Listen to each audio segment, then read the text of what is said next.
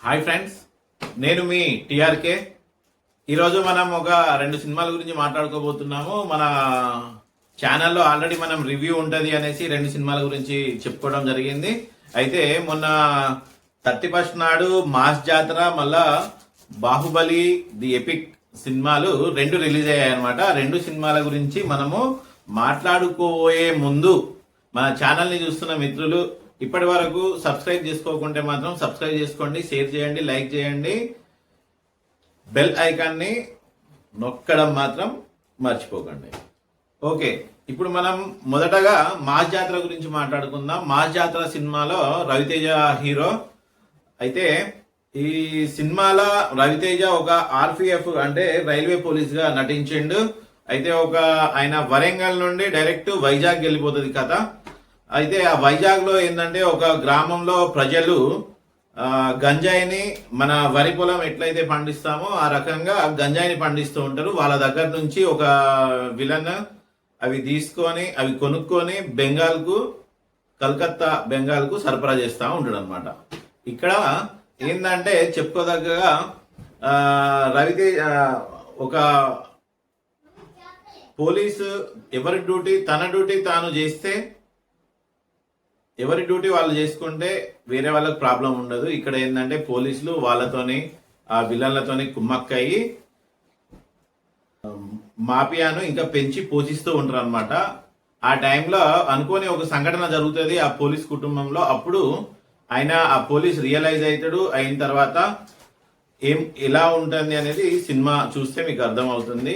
తర్వాత రవితేజ పర్ఫార్మెన్స్ అయితే సూపర్ గా ఉంది.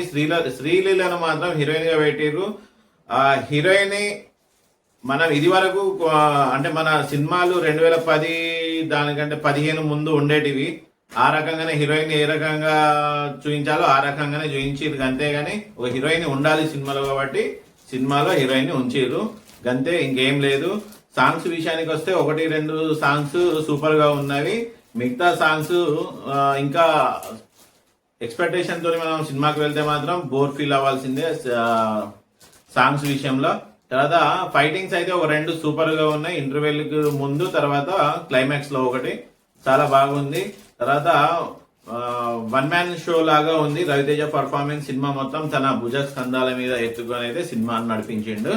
మిగతా చెప్పదగా అయితే ఏం అనిపించలేదు నాకు. ఇది ఫ్యాన్స్ కు మాత్రం మాస్ జాతర మాత్రం పర్ఫెక్ట్ సూటబుల్. ఫ్యాన్స్ కు మాత్రము సూపర్ గా ఉంటుంది సినిమా. మిగతా వాళ్ళు అయితే చూడొచ్చు ఒక్కసారి, కానీ చాలా ఎక్స్పెక్టేషన్ తోని మాత్రం వెళ్ళని అవసరం లేదు ఈ సినిమాకు. ఇది ఈ సినిమా గురించి మనము చెప్పుకోదగ్గదనమాట. ఇంకా ఎక్కువగా అయితే ఏం చెప్పలేము ఈ సినిమా గురించి. తర్వాత బాహుబలి ది ఎపిక్. ఈ సినిమా మనం ఆల్రెడీ 2015లో చూసినాము. 2015లో తర్వాత పార్ట్ 1, తర్వాత పార్ట్ 2 వచ్చింది. 2015 తర్వాత పార్ట్ 1, పార్ట్ 2 మనం చూసాము.